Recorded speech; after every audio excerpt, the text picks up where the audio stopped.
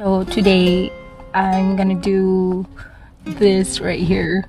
If you can see, I choose yung yellow kasi dun sa mga pinaasa at mga umaasa, lahat ng asa.